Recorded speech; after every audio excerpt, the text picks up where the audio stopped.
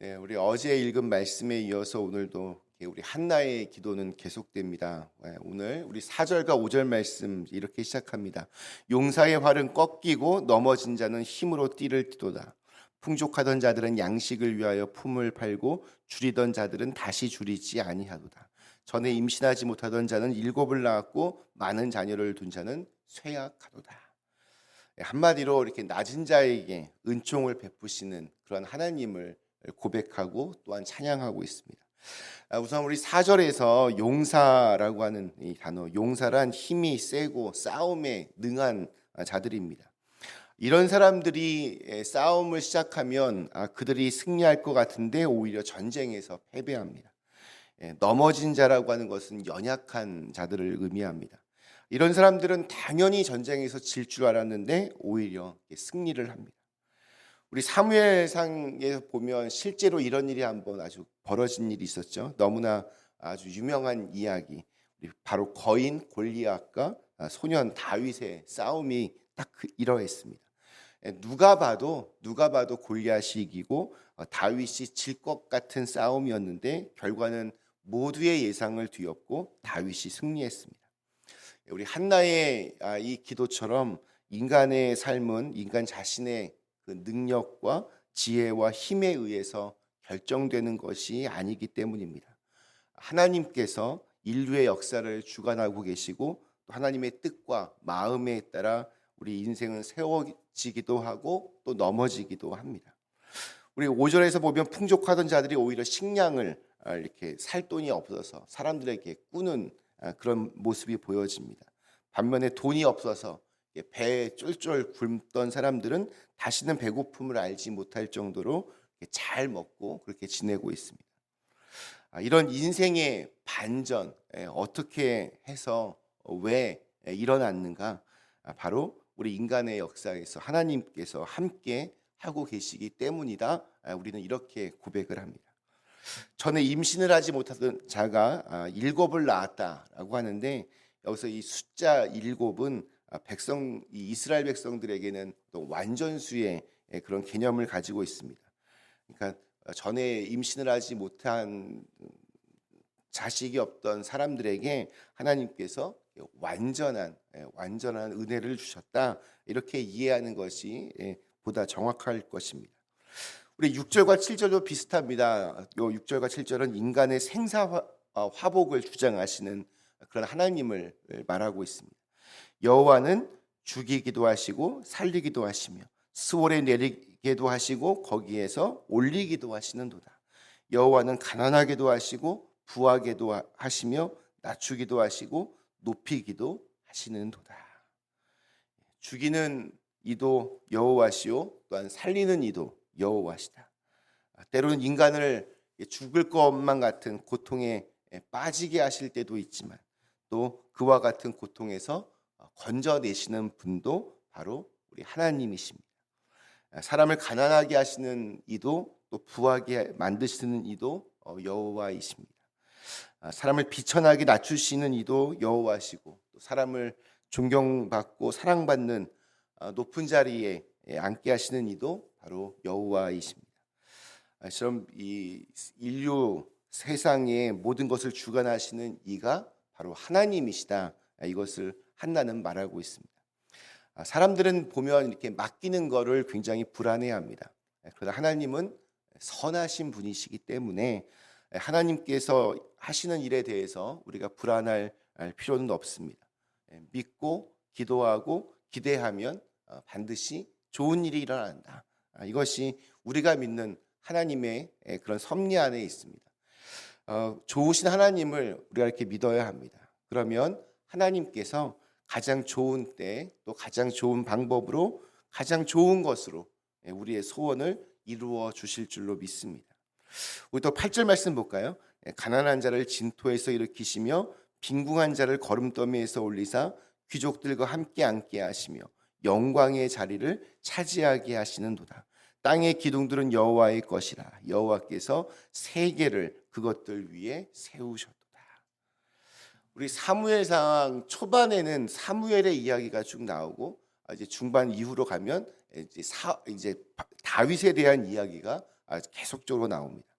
그래서 어떤 분들은 여기에 등장하는 이 사람이 다윗을 뜻한다 이렇게 주장하기도 합니다. 다윗은 가난한 집안의 막내 아들이었습니다. 그의 아버지 이새는 선지자 사무엘이 그의 온 가족들을 이렇게 식사 자리에 초대했을 때에도 막내 아들 다윗은 들에서 양을 지키도록 놔두었을 만큼 그의 아들을 이 다윗을 별로 중요하게 생각하지 않았습니다. 이처럼 가난하고 또 무시받던 천덕꾸러기 다윗을 하나님께서 존귀하게 그렇게 세우셨습니다. 다윗은 이스라엘의 왕이 되어서 귀족들과 함께 식사하며 왕좌에 앉았습니다.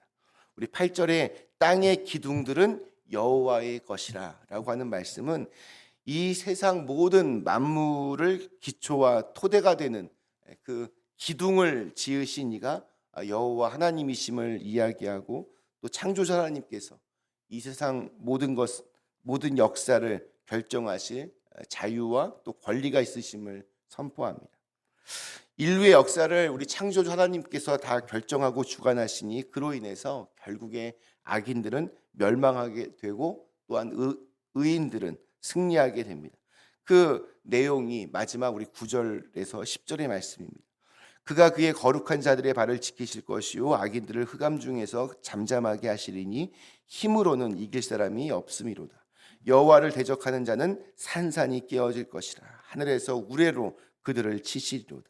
여호와께서 땅끝까지 심판을 내리시고 자기 왕에게 힘을 주시며 자기의 기름 부음을 받은 자의 뿔을 높이시리로다 하니라. 우리 9절에서 하나님은 그의 거룩한 자들의 발을 지키실 것이다 라고 그렇게 표현하고 있습니다. 거룩한 자들의 발을 지키실 것이다.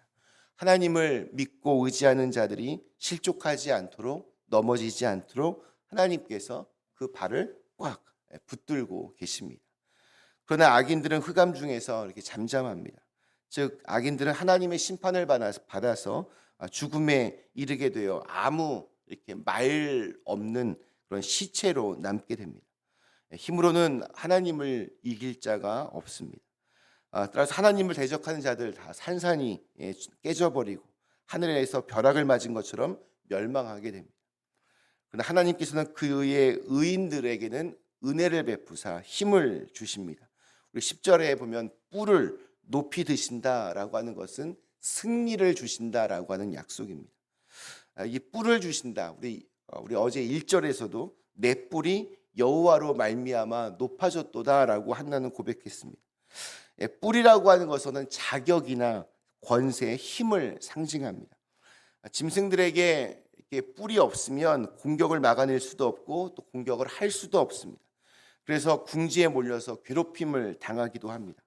한나가 내 뿔을 하나님께서 높이셨다라고 했습니다.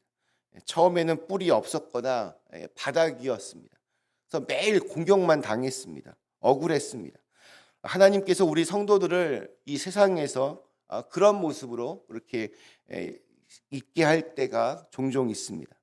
우리가 세상에 사는 방식은 세상 사람들과 똑같이 내 힘과 내 뿔을 의지해서 사는 것이 아닙니다. 어쩌면 뿔이 없음으로 인해서 고통과 죽음의 과정을 통해서 하나님을 의지하고 또 하나님을 바라보게 하심으로 하나님께서 뿔이 되어 주신다라는 그렇게 고백할 수 있습니다. 기름 부음 받은 자라고 하는 말이 히브리어로는 메시아고 헬라어로는 그리스도입니다. 여기에서 자기 왕이라는 말과 또 자기 메시아라고 하는 말은 어떻게 보면 같은 말일 수도 있습니다. 하나님께서는 왕을 세우시고 하나님께서 메시아를 높이셔서 그를 높이신다라고 했습니다. 우리 역사를 이렇게 보면 하나님은 다윗을 이스라엘 역사 속에서 가장 위대한 왕으로 세우시고 또 예수님을 십자가에서 부활케 하심으로 모든 사람들의 구원자로 그렇게 세우셨습니다. 하나님의 우리 그 구원의 역사, 하나님의 약속은 느려 보이고 또 작아 보이지만 이게 진실한 약속이기 때문에 가장 분명하게 결국에는 그것이 성취가 됩니다. 하나님은 오늘도 일하고 계십니다. 한나와 같은 믿음의 사람들을 통해서 하나님의 역사는 이렇게 차근차근 진행되고 있습니다. 잘 안 보일지도 모릅니다. 또 잘 드러나지 않을 수도 있습니다. 그러나 진실한 믿음은 결국에는 결실을 맺습니다. 때가 되면 하나님께서 그 뿔을 높이실 것입니다. 우리 한나의 기도, 우리 1절부터 오늘 10절까지 한나의 기도를 한마디로 좀 이렇게 정리해 보자면 전 이렇게 말하고 싶습니다. 아무도 모른다. 아무도 모른다. 아무도 정말 모릅니다. 우리 인생이 어떻게 될지 아무도 모릅니다. 아무도 모릅니다. 하나님께서 우리를 어떻게 이끌어 가실지.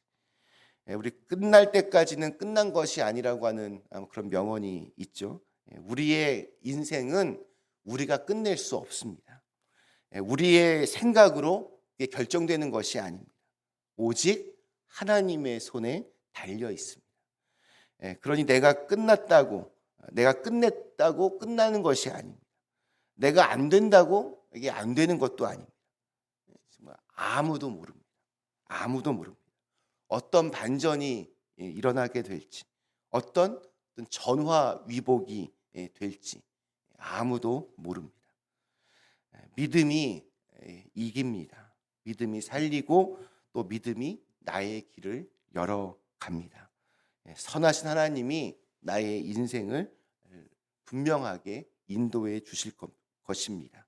그렇기에 우리는 오늘도 이렇게 아침에 나와서 또 기대하는 마음으로 하나님께 기도합니다. 오늘 하루 우리 한나가 경험하고 또한 찬양했던 이 한나의 기도가, 이 하나님의 은혜가 오늘 우리의 기도가 되고 오늘 우리의 간증이 될 수 있기를 주님의 이름으로 간절히 기원합니다. 잠시 함께 기도하시겠습니다.